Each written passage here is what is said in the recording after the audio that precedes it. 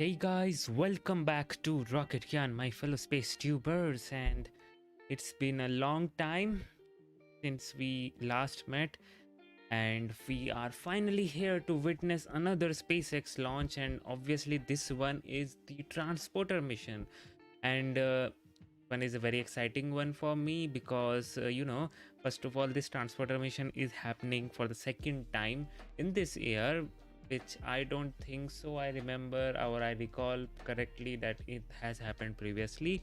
So it's a good thing to have multiple satellites going in just one launch. It's always good thing to have.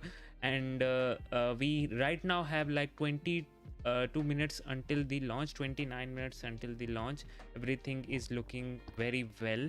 Let me just see the timings if they have changed or something like that, and correct it if there's a requirement. I last checked, everything was fine.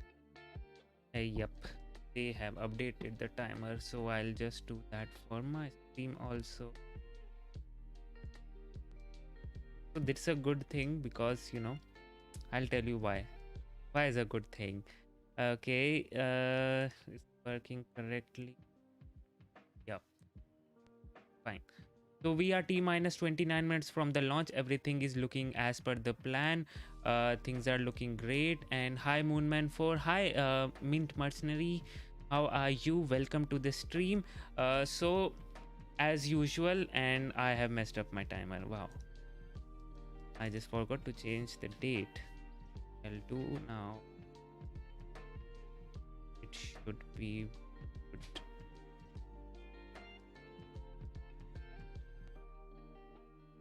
Okay, done. Hey Moonman 4, how are you? So glad to hear your voice. Welcome back. Thank you so much for being a member for 2 months. It's really helpful for me. These contributions and these memberships is the only thing which keeps this channel going. So thank you so much for that.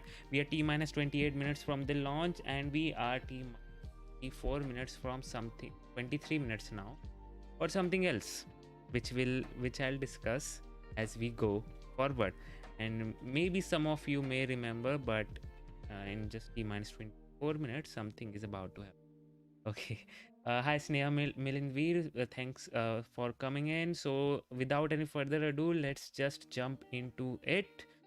Let's just see what do we have in store for us. So we have the Transporter 5 mission today, and it is this is a second transporter mission happening in 2022, and this one first stage booster previously launched crew 1, crew 2, SXM8, crew, CRS-23, IXPE 1, and one Starlink mission, and transporter 4. So in total it launched 1 2 3 4 5 6 7, and this time it will be flying for the 8th time. How cool is that? So it will we'll talk about the mission profile, but this is a dedicated small sat rideshare mission which will carry 59 spacecraft to sun synchronous orbit.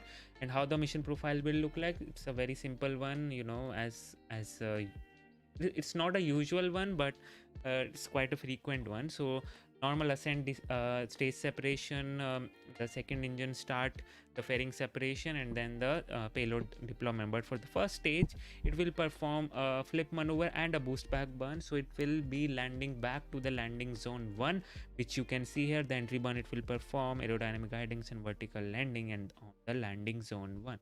So this is how it will look like. This is how the all everything would look like. This mission would last for around, okay, it's a long mission, 1 hour 15 minutes, and it's it's expected because it has to deploy like 59 sats. So yeah. And yes, this mission also carries those deployers from the D orbit, the space flight Sherpa, and all those things. But I'm not discussing about those deployers since I have discussed about those deployers many a time. So we'll just jump directly into how the things look like for this mission. So we have this thing which you can see in front of you. This is a image which actually tells you how the configuration of different satellite stack look like on a transporter 5 mission. So here you can see there is a big box here this one has the maximum capacity, which means if you want to launch a biggest satellite in this rideshare mission, you can do that. This has the biggest volume. And then we have this 24-inch port and 15-inch port. The 15-inch port can support up to 454 kg, and 24-inch support can support up to 830 kg. So this is how the overall configuration looks like. Here you can see the 15-inch ports, and there the 24 and 24, and then one bigger one if anyone is interested in this bigger one. So this is how the overall configuration looks like. I hope everything is going fine, right? Yeah. So okay, so now let me just move forward about the missions going this one. So I am very much excited for this mission, the Outpost demonstration mission 1 from NanoRacks and Voyager, which you can see in front of you. This has been just been directly attached to the port 4. It won't be deployed as such, and I'll tell you how the things would look like. But this mission is supposed to test and gather data on metal cutting in space and the reuse of abandoned space vehicle. So just think about it for a second. We have space debris problem in space, and we can't, the deorbiting them is very much costly. So what is the solution that we have then? Reusing those debris, right? And this is supposed to do that. We have the debris coming in from the upper stages of various vehicles, right? Because the upper stages don't deorbit normally, like the Centaur vehicle, the upper stage. So reusing those upper stage to build something is a very unique concept, and this is what they're trying to do. And today they will be demonstrating the metal cutting in space, because you need to if you are trying to reuse upper stage, you need to cut that upper stage, make those compartments and everything. Welding and cutting is there. So it's a very interesting concept, and it's obviously it's difficult to simulate microgravity and vacuum here on Earth, and that's why it's being loaded. This has a video camera which will be mounted to a robotic arm developed by Maxar Technologies, and it will cut through 3 coupons of CRES 316 stainless steel, which is the steel which is being used in Centaur upper stage. So if they can cut through that, which means they can cut through the Centaur stage too. This experiment is only set to last a maximum of just 1 orbit, because you can see there is no solar panels on it, so everything is being operated by battery power. And this will be the first mission to just start after the launch, because the cutting activity will be started about 8 to 9 minutes after the launch, and then after the cutting has been concluded, those pictures and all those things will be transported back to the Earth. And this is being done for the first time after the Apollo program. Let me just tell you that too. Okay, so this is what I was talking about. This is the thing which I was talking about, reusing the upper stage. Here you can see this is the Centaur upper stage. Okay, so what if we can use that Centaur upper stage to build something like this, something like an outpost, to have not have crewed missions, but to have something like the space habitats which can have those experiments, various test beds and something like that. So one of the biggest goal for this mission is to cut metal without excess debris, without forming any debris. And the answer is the friction milling, the friction milling is very similar to friction welding, in which there is a cutting wheel which will heat up the metal to extreme temperature. By doing so, the excess metal melts the contrary to erupting from the metal, contrary to erupting from the material as macroscopic metal shards. So this is the thing which they are doing it, and this is how it will look like once everything is done. This is just the cutting part today. Let me just tell you this thing, how it will look like once it has been done. Each outpost is brought to life by mission extension kit. Here you can see a node is there, the mission module is there, the upper stage, and here the robotic arm is also there, in space installed, outfitting, everything is there, basically converting that upper stage into something called a test bed. in space testbed, which I just showed you. So it's a very interesting thing which they are doing. So yeah, that's it. And if I talk you about the patch which they have, is it's a very interesting one also. You can see they have cut through a metal patch, as you can see. That's what it signifies. So yeah, it's quite interesting. The next one is the BroncoSat. This is a very interesting satellite because this one is trying to bridge the gap between the IoT, which is the Internet of Things, which is nothing but those Starlink satellites, kind of Starlink satellite, which means uh, providing internet services through satellites, connecting different devices through satellites and all those things. But there's a gap in Internet of Things sats, because right now all the analyze part of data, which means you need to analyze something like the Earth observation and all those, it's being done by beaming that data down to Earth and applying some ML and AI algorithms on it. But this satellite is going to change that, because this satellite is trying to what it is trying to do, it is trying to perform AI and ML algorithms up in space. That's it. You don't need to download it. You don't need to download the data first, then do the all the analysis and all those things, and then provide the result. This satellite is trying to have a working computer, basically an NVIDIA GPU, which can support the ML and AI algorithms on board. This will open up various opportunities, not only just Earth observation, but actually having an ML AI program running on board a satellite, or in future a spaceship, because there are multiple things in AI and ML which can be included in a satellite, like periodically boosting the orbit of a satellite without any uh, uh, you know uh, uh, without anything from humans. And then we have and then we have this this what should I say, and if there is an orbital collision about to happen, try just change the satellite's orbit, and there are many things. So it's doing that.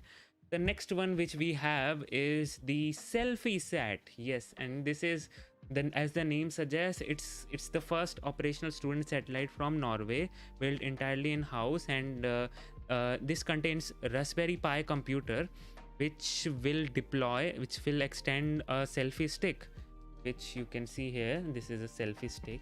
This will extend a selfie stick, which has a Raspberry Pi camera mounted on it, which will be pointing it back to the satellite. And the satellite have an LCD screen. This is an LCD screen which is mounted on it, and the camera will image the screen, satellite, and the Earth. And this has a camera, this has a LCD screen, and this is what it will do. This will, about 1 week after the launch, the teams will show those onboard pictures on the satellite. This is how it looks. This satellite looks like, basically, a normal CubeSat, various cards on it, and then in computer. And this is how it would look like, a LCD screen having various pictures, the stored pictures of the team members, the family members, and whatnot, and then opening it to the public to basically send your pictures to space and get the images down back to the Earth. Isn't it cool? Sending the pictures up to space, getting it clicked in the space with the Earth in the background, and then beaming it back. And let me just tell you guys, this was my original plan, which I was supposed to do once I had this channel had some success. But it's already done. I think the things which I think about, the ideas which I have, are already done by someone else. It's okay, we'll try to do something else. But yeah, this was my idea which I was supposed to do, but I think now I'll have to change or modify it to have a proper working thing. So yeah, this is how it looks like. And talking about the LCD screen, this will be the first time an LCD screen will be just exposed to all the harsh condition of space, the cold, the hot, the harsh weather of the space and whatnot. So NASA is also interested in this mission, because if the LCD screen, they are able to sustain LCD screen for a period of time, then NASA can also use those LCD screen in various things, like applying those LCD screen on space station when someone goes to spacewalk, on space suits and all those things. So yeah, it says those uses.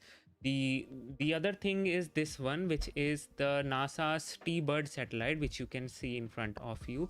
So this is the Pathfinder Technology Demonstration 3 PT3 in a low Earth orbit. This has a this, what it will do is, this is supposed to demonstrate laser communications basically, and speed, downlink speed of up to 200 Gbps. As you know, space, the satellites are becoming a very common thing right now, and the data is being generated at a very larger rate than it is being transmitted. So you need a certain technology in place to transmit all that data which is being generated, and here the laser communication comes into place. And yes, laser communication is already happening in Starlink satellites, but those laser communication are happening in between the satellites, I think. I may be incorrect, but I don't think so. They are happening with the ground station. So this will be happening directly with the ground station, providing all those proper internet communications, right? So yeah, this was all. There are many other things, but this is all about it. And thank you so much, Moonman, for that 499. Really appreciated, man. You are the savior of this channel, I must say that, right? And talking about T-9 minutes almost now, and I think we'll have the launch stream also, but let me just tell you, if you don't know, in just T-9 minutes, someone, okay, so they have changed their timer. Let me see if they have changed the timer again, because there is a like a 57-minute launch window, so you never know. Still have time in.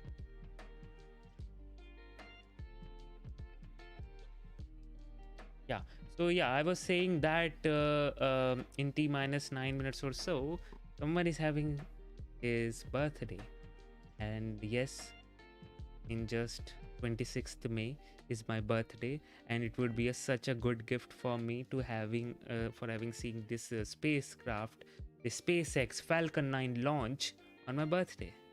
That is such a good thing, right? So thank you all for joining in on my birthday, and maybe tomorrow I'll plan something out to celebrate it with my Space Tubers fam. It's like 12 a.m. right now, so yeah, I'll plan something out. You will see on this channel if I do. So thank you all for joining in, guys, and let's see what do we have in store for us. So if we have some questions coming in. March 2020, it says, with the launch and the Starliner undocking happening at almost the same time, it's hard to decide what to watch. See, yes, Starliner is a thing which I am restrained from commenting on right now, because it has had so many things going wrong with it. Unless and until it touched down safely back on Earth, I won't comment on anything on it. But yes, you can watch anything you like, but right now the launch is important to me. Undocking and docking is a thing which seems a little bit boring if you are not a space fan. Not a problem for me, but if you are not a space fan, then it's kind of boring. But yeah, so we will stick to this Falcon 9 for now. So yes, they have, I think the timer is still, and we have the speed from SpaceX, so I'll just switch over to that.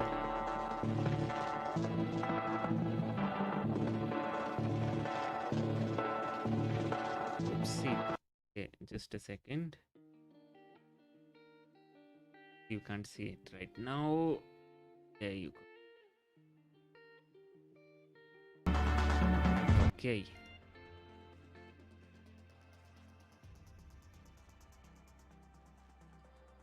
So, yes, Neha, I know that. Hi, Nishant. Yes, the birthday is very close, 6 minutes. And it would be a great gift for me if this launches successfully and we can see the whole lot of good projects going in space. And these CubeSats mission is always very interesting because it is the technology demonstration mission, which means it's very easier to understand and explain, and also carries the first or you can say the foundation stone for bigger technology which can be actually be used in space. These are like the projects which we do in our colleges, right? These CubeSats are those projects, and if we want, we can just expand on those projects by if that technology is a successful one. So we can expand on it. Yes. So 5 foot long hot dog, interesting name. Welcome to the stream. We are T minus 10 minutes, and let me tell you, this is like a 57-minute launch window. So if something goes wrong, then also it's not a problem. And let me tell you, yeah, the weather is like 90% go for the launch. That was what I last checked. Don't know about the recent weather, but yes, right, the last checked weather update is 90% go for the launch. So it would be interesting, and that I'm just looking forward to that mission. The metal cutting in space without having any debris or metal shards. How cool is that? So I'm looking forward to that. And yes, selfie set, my very own idea, but it's all right, no worries. I will plan something out.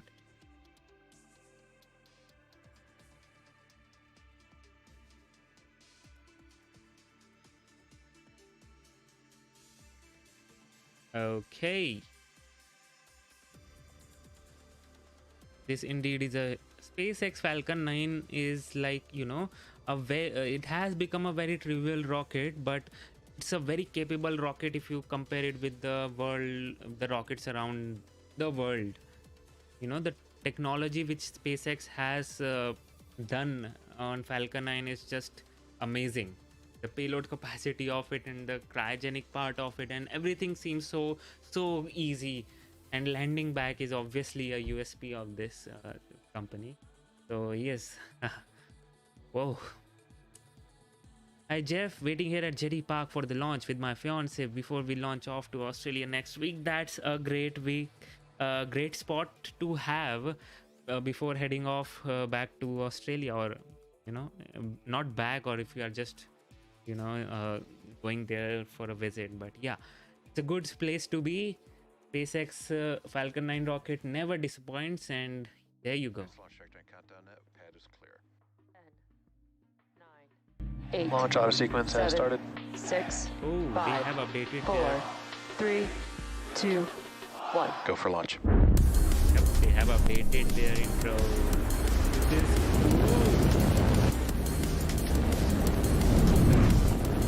Wow. Vehicle is supersonic. Stage separation confirmed. Dragon separation confirmed.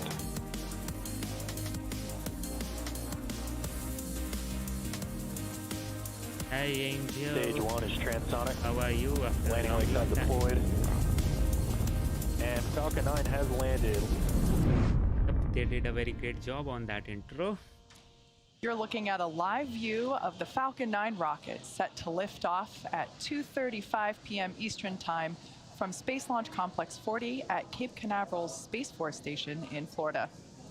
I'm Kate Tice, Quality Systems Engineering Manager, joining you from the opposite coast at SpaceX headquarters in Hawthorne, California. Today, we're launching SpaceX's Transporter 5 mission.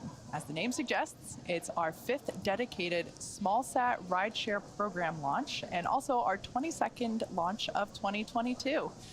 On this flight are 59 spacecraft, including CubeSats, microsats, and orbital transfer vehicles carrying the spacecraft to be deployed at a later time. There will be a total of 39 deployments, which will begin around the T+59 minute mark and last for approximately 15 minutes. We are expecting to lose ground station coverage about halfway through the deployment sequence. Therefore, only some of our deployments will be visible today.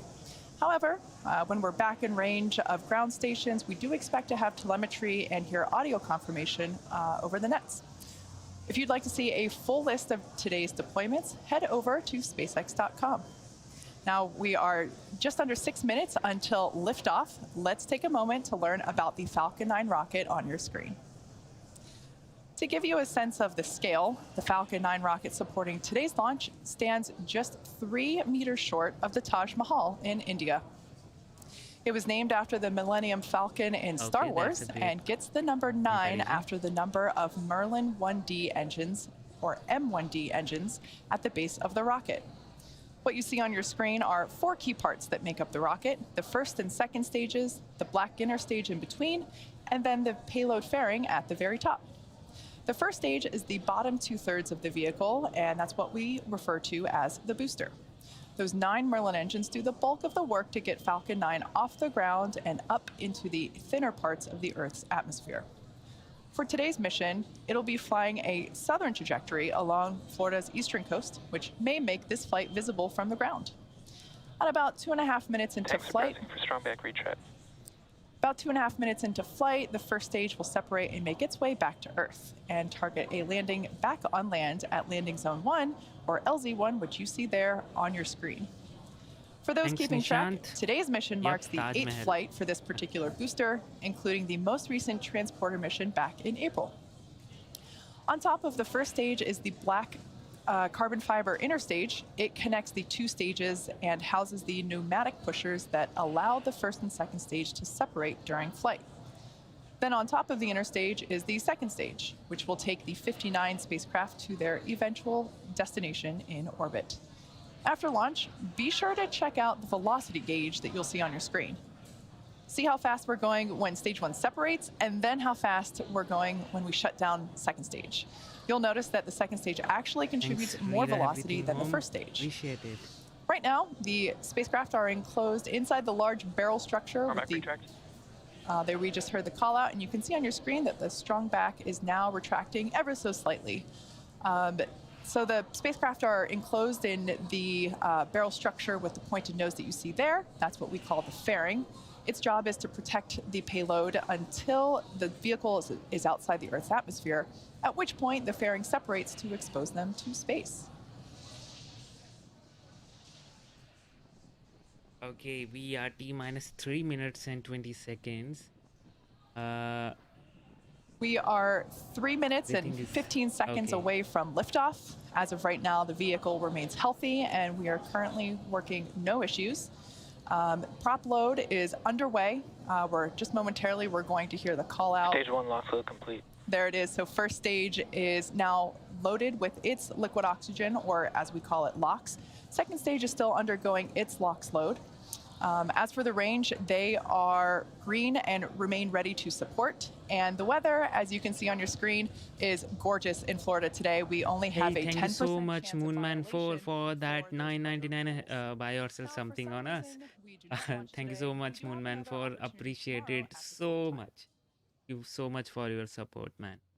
We're 2.5 minutes before liftoff, and at this point, I'd like to note that there are actually some really cool payloads flying on this mission, including spacecraft designed to help monitor weather, environmental changes, and greenhouse gas emissions, improve communications and GPS mapping, and some that even demonstrate new in-space technologies to further space exploration and travel in the future. It's pretty incredible how even these smallest satellites can make meaningful contributions to the care of planet Earth and our efforts to visit other worlds.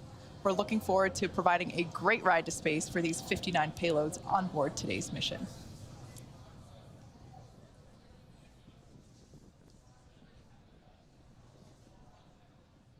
Stage 2 lock load complete.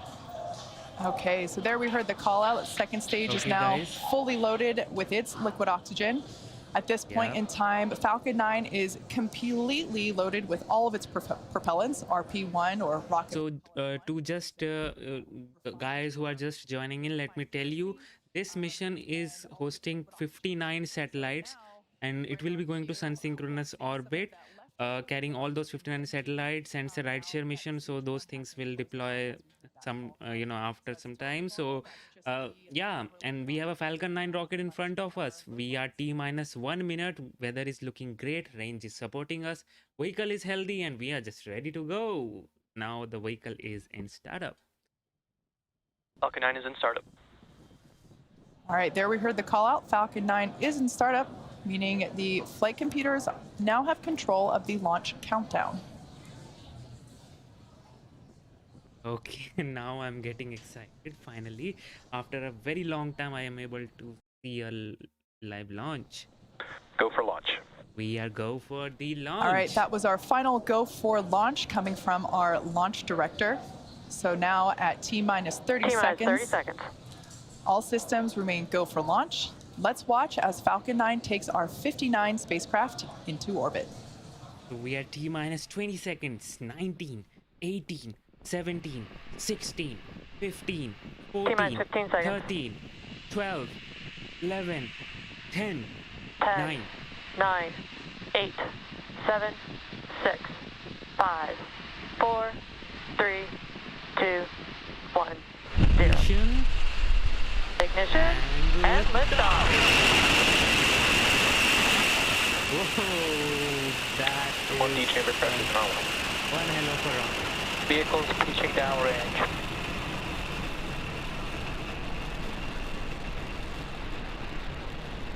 Wow.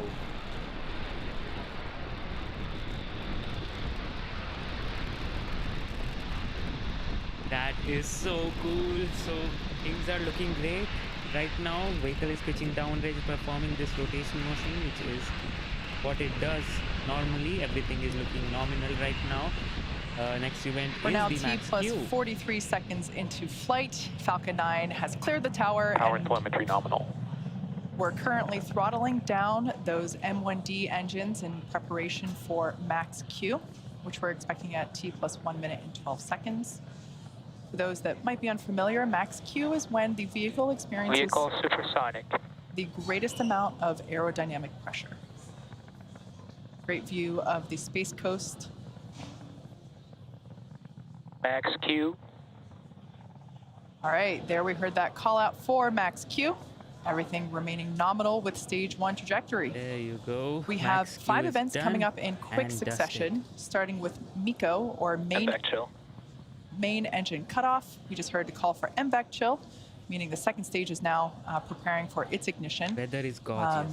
As I said, we start with MECO, stage separation, and SES1, or second engine start 1, followed by stage 1 flip and boost back burn. As the name suggests, main engine cutoff, beautiful there, beautiful view there from Falcon 9 of those, the plume from the main engines. We're gonna shut those down and shortly thereafter separate the first and second stages.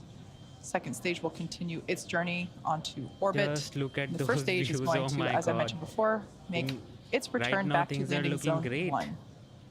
They're coming in for the MECO phase separation, and let me tell you, this will land back on MECO. the landing zone 1, so it will perform a Stage boost separation confirmed. back burn.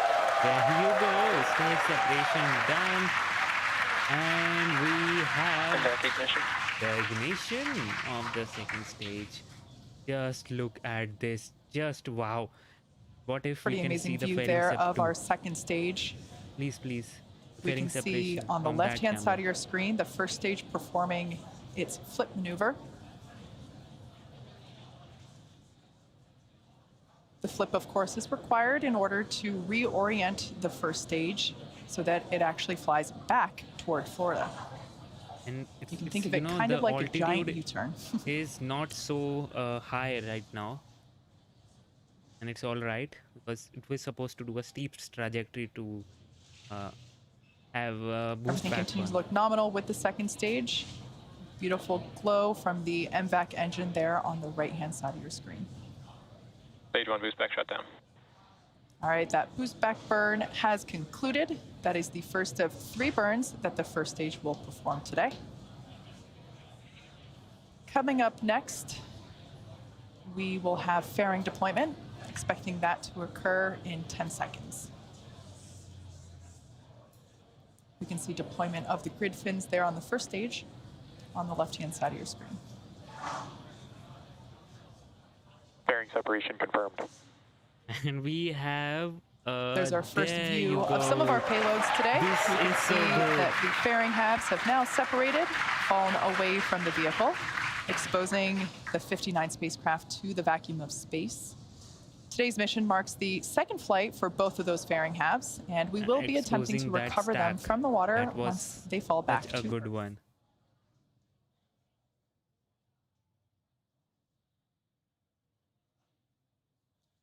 We're currently in the first of 2 MVAC burns planned for today. The first burn should last until T plus 8 minutes and 30 seconds, so another 4 minutes on that burn. The So next now, milestone will be the first stage booster's entry burn. As I mentioned before, the first stage is performing 3 maneuvers today. This entry burn is designed to slow the booster down before it hits the dense part of the Earth's atmosphere. Without this burn, relying on the atmosphere alone to slow down Falcon 9 would put unnecessary strain on the Vehicle on rocket. nominal trajectory. All right, there we heard a call out that we have nominal trajectory. so yeah, I was saying that As I right now mentioned it will earlier, perform the Transporter entry burn, 5 is our which we fifth all know, but dedicated see smallsat those rideshare views at the program back of mission, the Earth. That and our those are 22nd just mission of phenomenal. 2022. The best views that I have ever SpaceX is seen, and targeting I at must least say they 3 have improved dedicated the rideshare video flights to quality of sun-synchronous their orbit per year, cameras. and we also Yeah, offer previously opportunities for a they ride had to those orbit blurry on our ones, but I Starlink can see missions, it's now which launch much every more couple of clearer, weeks. which is very great. Small And sats that's can why ride we to can space see on so those SpaceX's Falcon views, 9, Falcon they are Heavy, looking and Starship so in the very well not-too-distant future. detailed. So We're yeah, about 1 minute away from that entry burn. As you can see on the left-hand and side of your as you know, screen, this entry burn is needed for it to properly, slow down before entering that re-entry phase, so that it just does not cut down through that plasma knife, which it will experience when it will go through the atmosphere. you also might notice some white puffs here and there. Those are cold nitrogen gas bursts, which help with attitude control.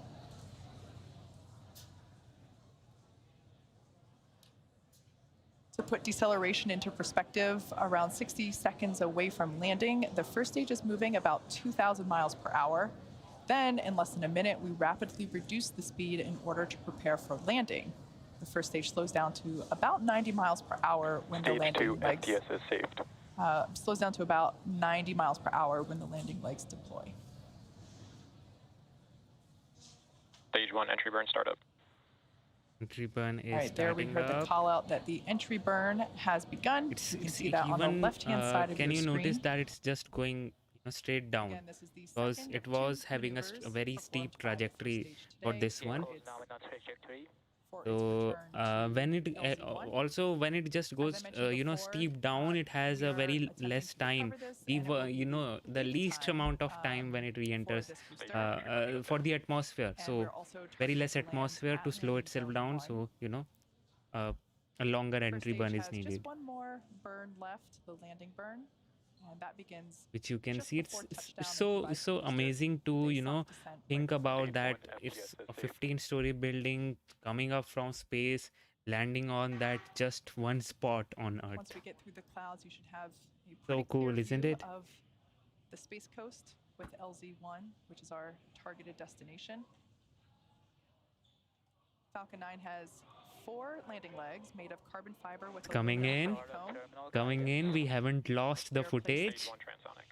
They're placed This is looking symmetrically around great. the base of the Vibrations rocket, coming and up. they deploy just prior to landing, as we'll see momentarily. And Stage the 1 landing burn. landing You can burn see that has that landing burn started. has begun just before Falcon 9 lands. We're expecting the shutdown of the MVAC second stage. Just after landing, one of our 59 spacecraft will not separate from the vehicle will And activate, and you should hear that call out over the nets. Let's listen in for these activities happening in quick sequential order. Stage 1 landing legs. landing legs deployed. And back shutdown. And bullseye once again. Oh, dude, that is something out there. Extrovert activation confirmed. Terminal orbital insertion. And we, Alright, oh, as that's a you fly just also. heard, we And had how nominal can orbit I insertions. We've got a even good orbit doubt following the that landing engine of cutoff. SpaceX? It's And as you saw on always your the screen, best, another and successful landing for which we Falcon can see 9, here too. bringing our total successful F9 first stage landings to 115. As you could See, also they tell by the cheers surely have behind me, improved the it never camera. gets old here. We also heard Surely. the activation for one of our payloads Just look that will at not the be deployed from the clarity right spacecraft. now. It's With so that, we're amazing. going to take a short break and come back in about 45 minutes for the relight of our second stage, followed shortly thereafter by the first 26 scheduled deployments. Stick around and we'll see you soon. And there you go, guys. We have the successful orbital insertion, and thank you all for the birthday wishes. Thank you so much, Dev Pratim and Pramod Verma. Thank you so much for that. Yes, the views looks such, previously they were streaming obviously at 4K and all those things, but their views were not that of high quality because of the download constraint and whatnot. But they have definitely worked on that. I don't know whether they have changed the camera. I don't think so they have changed the camera. They have just improved the download capacity, and that's why those beautiful views, that these views were the most clear live views that I have ever seen from the rocket. We have seen something from the International Space Station, but not from the rocket, and this was one of those days. Yeah.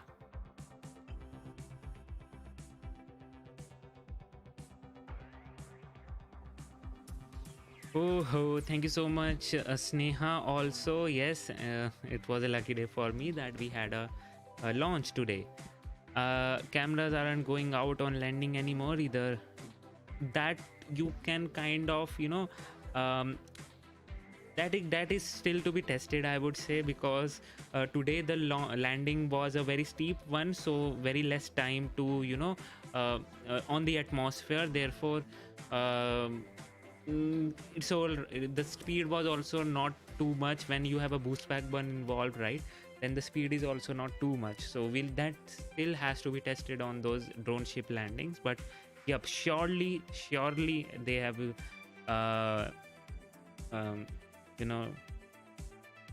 increased their video quality. So that's that for you. And yep, now we'll do the waiting game, and we'll discuss about things that have happened for so long. So right now there are like 59 satellites which will have to be deployed. They'll be deployed one at a time, and the deploy sequence will start soon. But if you have just joined in and want to listen and know more about these satellites and the payloads, you can just listen in, rewind this live stream, and I've already explained everything about all the payloads and everything that is going in for this mission, so you can just explore that. So yeah, let's talk about Starliner for now. So the Starliner has had first of all, let me just tell you, the Starliner has gave us the best gift that we requested actually. Starliner took Jeb as the to space, basically, as the zero G indicator, and that was the best PR moment that Boeing Space had ever had. So kudos to them for that. And obviously Jeb was there on the flight. Oh, there you go, the views. These ground cams are also very much high quality. Those, we can see those suit on the Falcon 9, which is there. So you also, did you notice that the suit was there on the upper side of the rocket and not on the bottom part actually, right? And there is one reason for it, because the when it is going in through the atmosphere, it is so fast that those soot particles does not have enough time to just hold on to those areas which are near the rocket engines. So that's why those soot particles are always above those rocket. So yeah, that is one thing which is to be noted. And people can do this suit analysis also to basically tell how the performance of the rocket engine was, if in case anything, if you have recovered the what should I say, the first stage, but you don't have the computer, or you can say it did not, for some reason it did not record the data and whatnot. You can analyze the suit, how it has deposited the suit on the rocket, and verify the performance of the rocket. This is also a thing which can be done. This is my own idea, but yes, obviously this can be done, because this is there is a certain amount of soot which comes out of the engine. So and it gets deposited on the rocket, so you can analyze that, how it is being deposited and all those things. Yeah, that's an interesting thing to have. Maybe a final year student of aerospace, or maybe a computer. This is more like a work of a computer science student to analyze those posets, the suit, the Falcon 9. Maybe someone can do this work. Great idea for a final year project, I must say that. So yeah, T plus 15 minutes 22 seconds it has already this. Yeah, I was talking about the Starliner. So yes, the Jeb is there on the Starliner, and obviously wherever Jeb is, you need to have some problems also. And yes, 2 of the thrusters failed again on the Starliner, but the Starliner had so much redundancy on it that they were able to go without those 2 thrusters. Yes, had a successful mission. Right now it was docked until now and has been separated, I think, now undocked, and will be heading back to the Earth, which will be very interesting to see how it will finally be. It has demonstrated this landing part already, and that was a successful one, so it will do that again. And many people were talking about how this Starliner has is kind of compact in size, but it is not actually. The volume of the Starliner is greater than the volume of the Crew Dragon, but it feels like a much more compact in size because of the structure of the Starliner. It's more wide rather than long. Crew Dragon is long, the Starliner is wide. Because of this wideness, this width it has, the usable area decreases by a lot. You can easily live in a cylindrical tube, but you can't live in properly live in the same volume of a pyramid structure, like something like that. So Starliner is more like a pyramid one, and the Crew Dragon is more like a cylindrical one. That's the main difference between them. The usable volume seems like more in case of Crew Dragon. In reality, the Starliner wins that. So yeah, now we just waiting for, let me see if we have any other updates as such, about undocking and all, if everything went all right.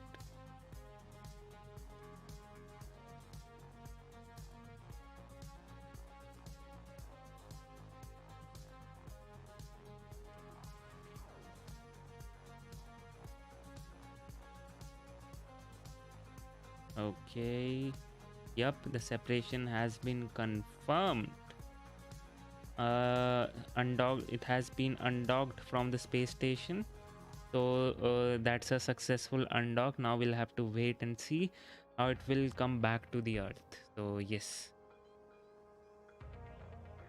Nishant, thanks for that proper information. So as Nishant said, Starliner has 9 meter cube volume and the Crew Dragon has 6 meter cube volume, but when you talk about the usable volume, then it's a different one. because how can you count the corners of the pyramidal structure of a capsule as a usable volume, because you can't just go there. You can store something there obviously, but can't live there. So that is one thing which you need to take in account. Okay, Nishant, check it once again. No worries, but I do know it's the volume of Starliner is more, but seems like less. And we have the updates from ISRO also, the Blue Origin also, E4 engines, and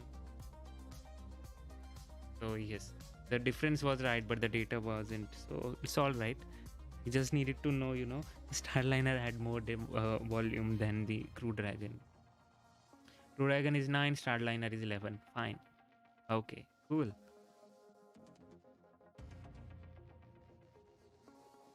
We are coming in for first deployment.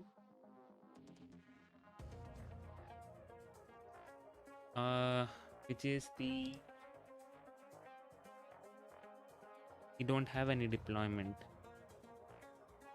We just check once again.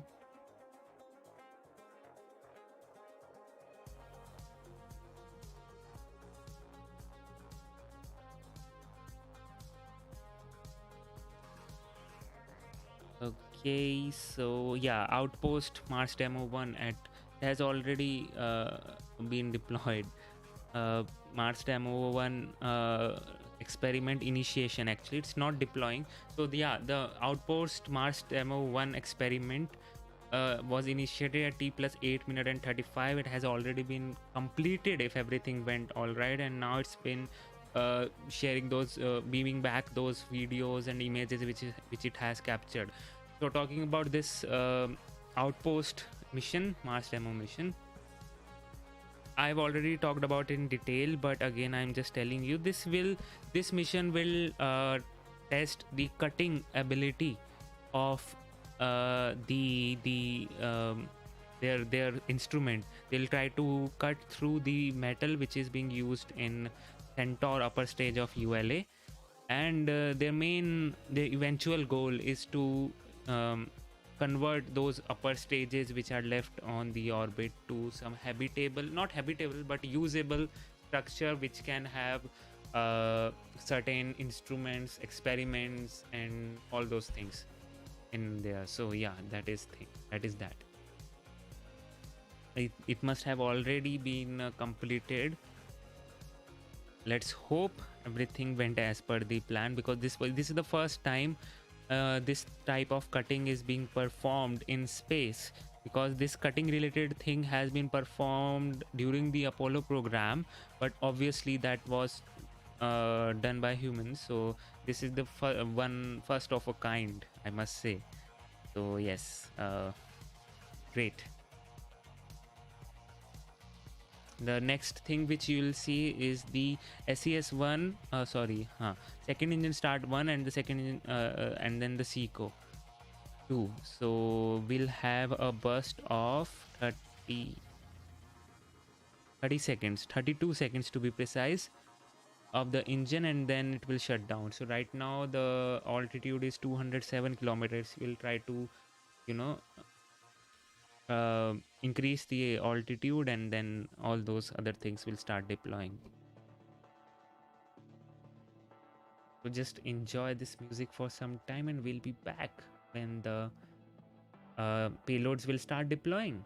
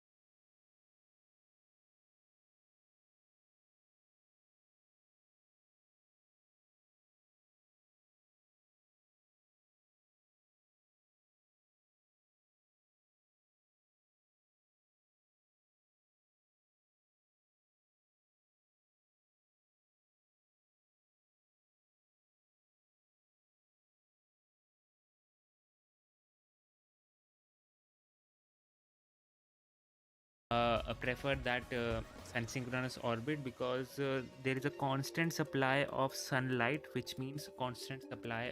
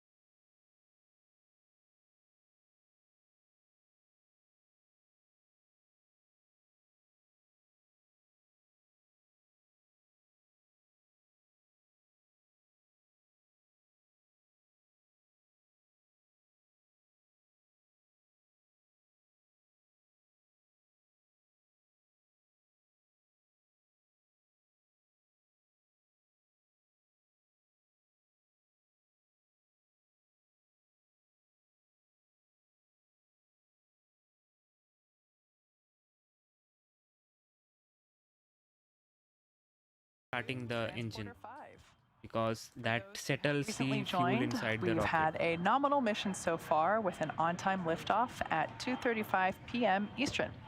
Currently, we're awaiting the relight of our MVAC engine. It will be a quick 3-second burn starting in just a couple of seconds. MVAC ignition Here you go, and VEG ignition and shutdown. and shut down. Okay, that was quick. It's supposed to be 30 seconds. Like I but said, okay, super all quick right. 3-second burn there. Now, for those that have recently joined, this is the Transporter 5 mission, our 5th dedicated rideshare mission. See the altitude now. It's very faint, but we did 537 hear kilometers. That's confirmation what of we good know. orbit there Big. after that quick relight of the second stage engine. This is our 5th dedicated rideshare mission and SpaceX's 22nd mission of 2022. Falcon 9 lifted off at 2:35 p.m. Eastern from Cape Canaveral Space Force Station and had a successful stage separation, landing of the first stage at LZ-1, which marked our 115th recovery of a Falcon 9 first stage booster. We also successfully completed 2 second stage burns, the most recent one you just saw. For those of you who might not be familiar with our transporter missions, SpaceX is targeting at least 3 dedicated rideshare flights to sun-synchronous orbit per year, and we also offer opportunities for a ride to orbit on our Starlink missions, which launch every couple of weeks.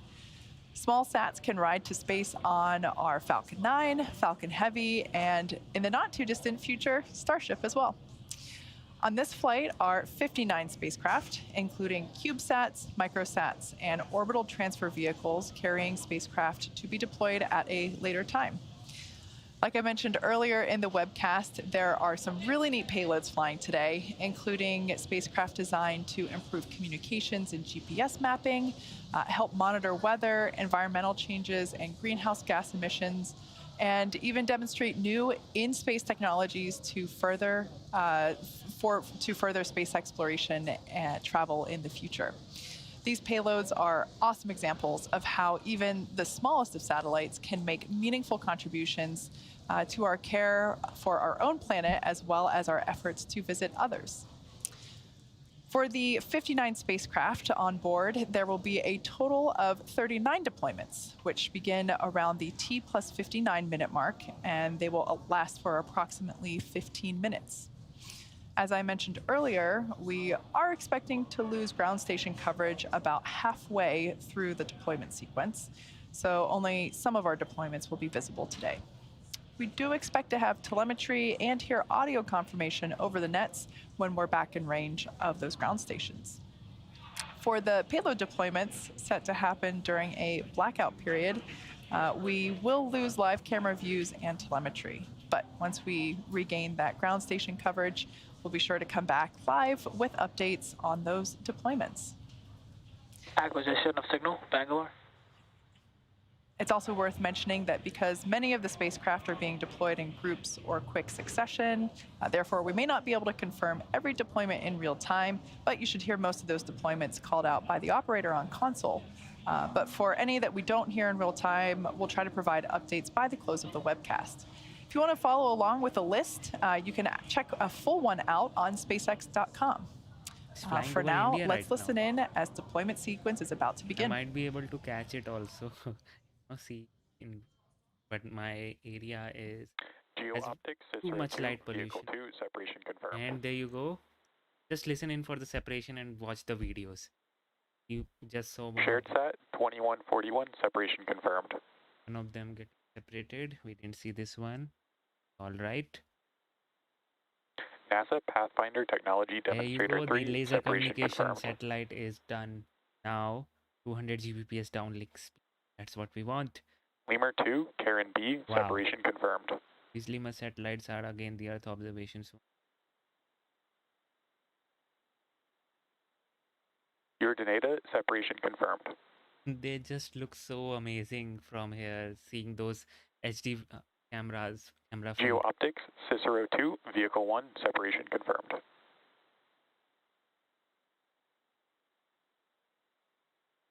Lemur 2, Van Indries, separation confirmed.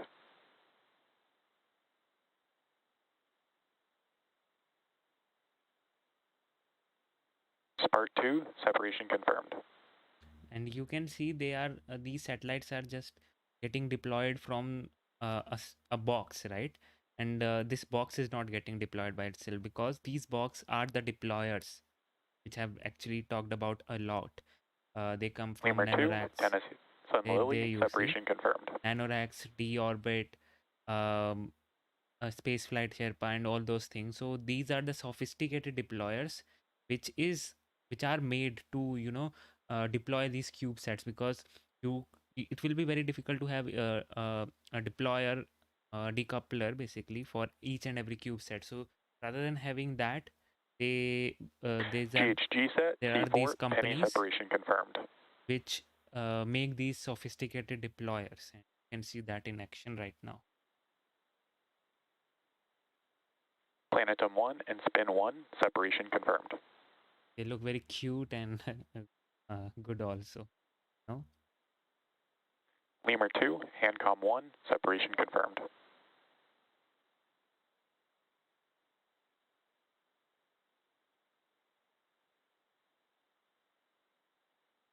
GHGSat, C3 Luca, separation confirmed.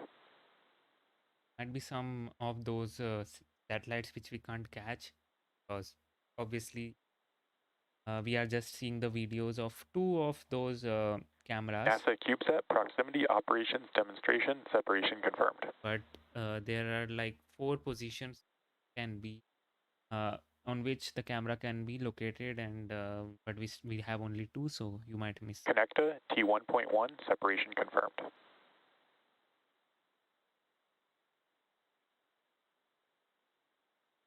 Lemur 2, Mimi 1307, separation confirmed.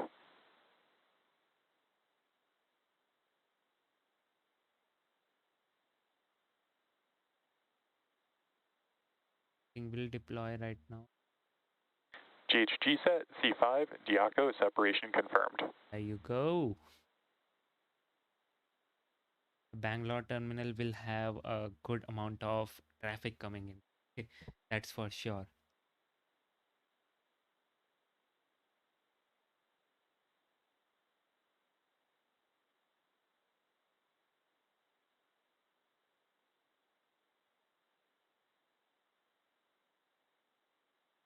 can't see any fluctuation in the speed and the altitude, which should have happened.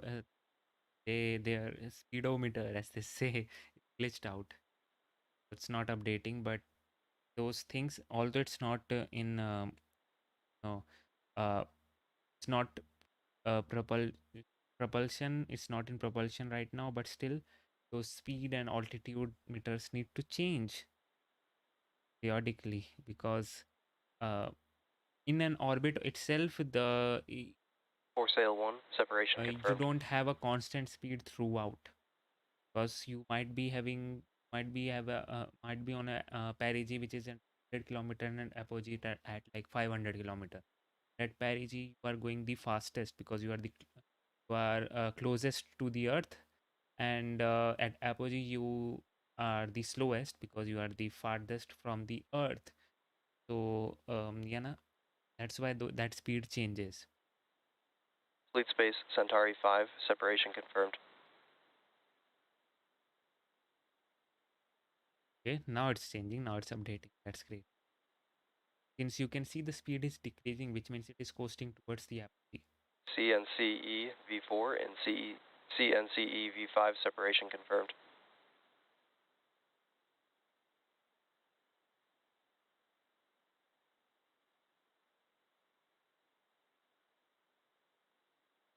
NewSat 28, separation confirmed.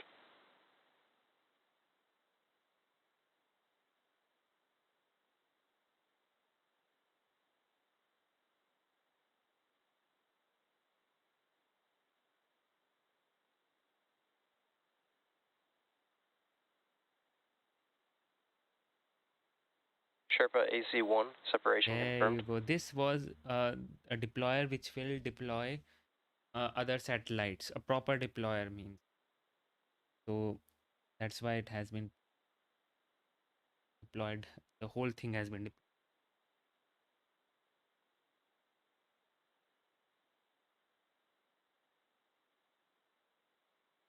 There will be one deorbit, one deorbit ion, which has ion propulsion in it. So that Expected loss of signal. Maldives. the satellites which need another orbit rather than this one can take the service of that ion based engine deployer. Verisat 1C, separation confirmed.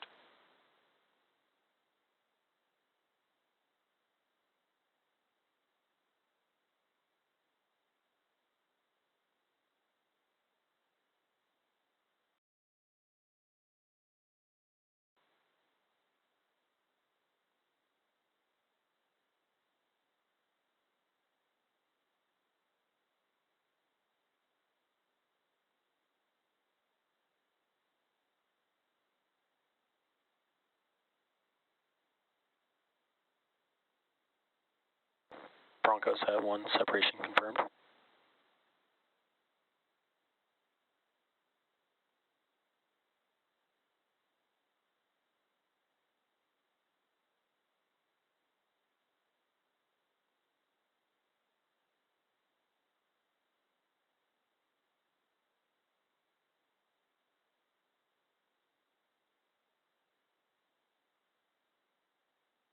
NewSat 29, separation confirmed.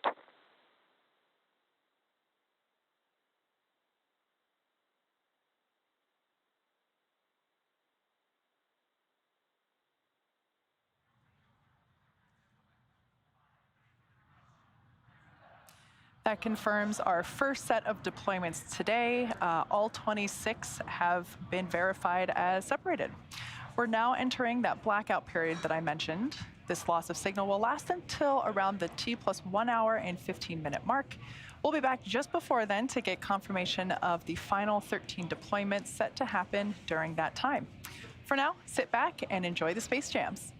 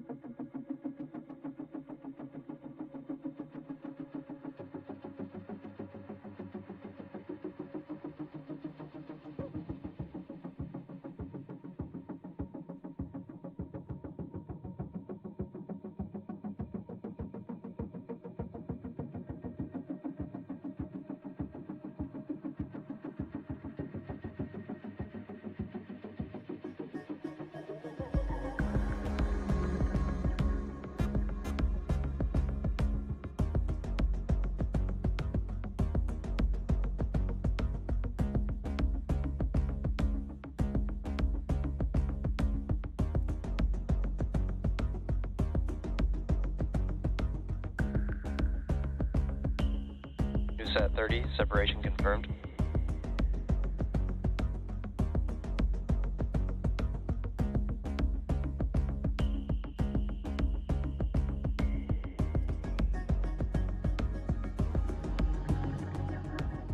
This music is dope, I must say that.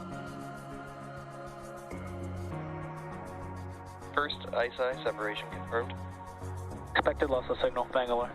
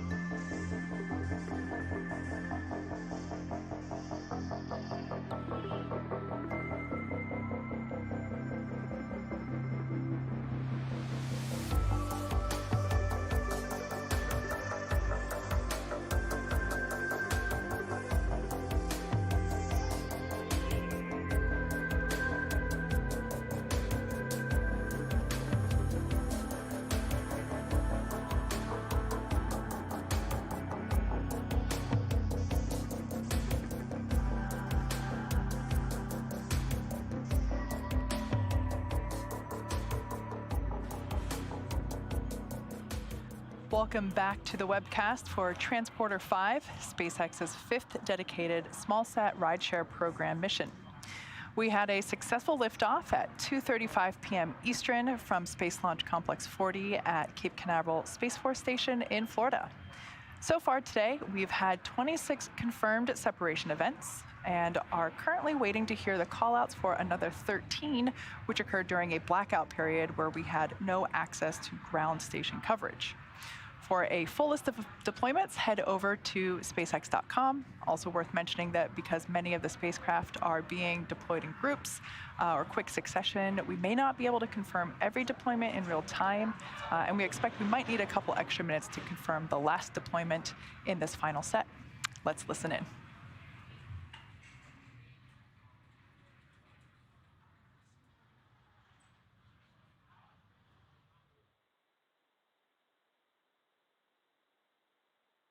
Four ISI separations And confirmed. there you CubeSat go. 31 separation confirmed.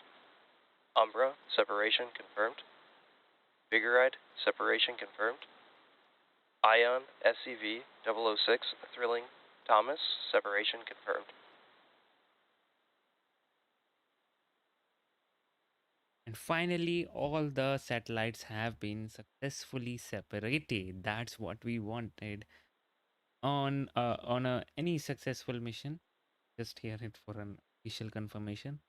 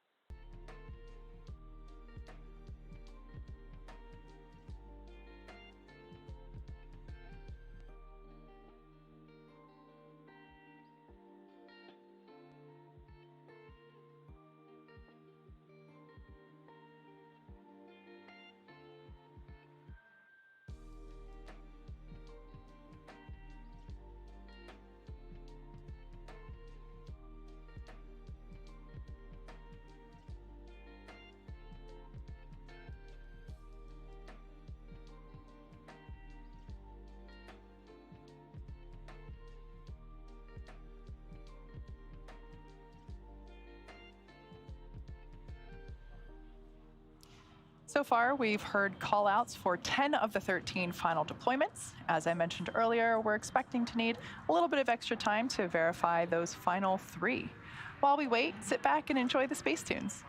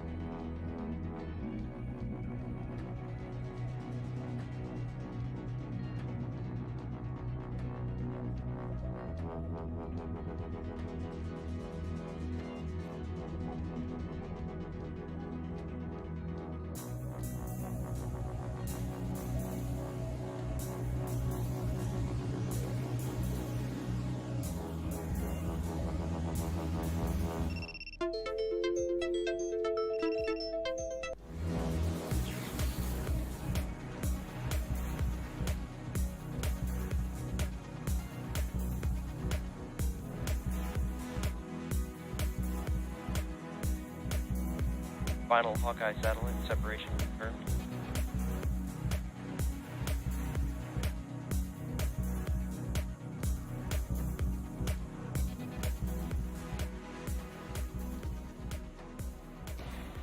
And you just heard the confirmation of the final 3 of that second and final set of deployments. So bringing our total to 39 deployments.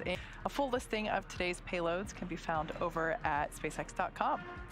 We'd like to thank you all and to all of our rideshare customers for their support on today's mission. Continue to follow us at SpaceX.com, Twitter, and Instagram for updates on future missions and milestones. And if you're excited by what you saw today and want to join our team, visit SpaceX.com/careers to learn more. Thank you to all of our viewers for your continued support. Payload separations confirmed. And have a great rest of your day. And there you go, guys. Finally, everything has been separated successfully. We had a successful mission, and I'm so happy that on my birthday everything went as per the plan, and this SpaceX mission was a full success. Thank you all for joining in. I might do it once again, the one stream again. I might plan something. Let's see if I get some time. So thank you all for joining in, guys. I really appreciate your time and basically coming in here, celebrating it with me, and doing the job, watching the stream with me and whatnot. So thank you so much for joining in. We will be back again. Now it's we don't have any other launch, I think, this in this month. We do have a Blue Origins one, but giving that. But on 3rd of June we will be having a Progress resupply mission to International Space Station, so that's an important one. I'll be there, talking about each and everything about that launch too, as you know. And yes, on 6th June we have a capstone mission from Electron, which is one of those mission which is very much important for Rocket Lab and Electron, because capstone is capstone, the mission which is going to the moon. So a thing going to the moon from Electron is a big thing. So we'll see what will happen on 6th of June, but right now we'll again on 3rd of June. Thank you all for joining in. And yes, now my finals haven't been over for my college, but there's still some time, so I'll have some time in between now, so I'll try to improve, get some more videos, improve the streams and whatnot, and you'll see those changes very soon. So thank you all for joining in. Until then, this is Piyanshu Rohila. You just saw Rocket Gyan. Stay safe, stay healthy, and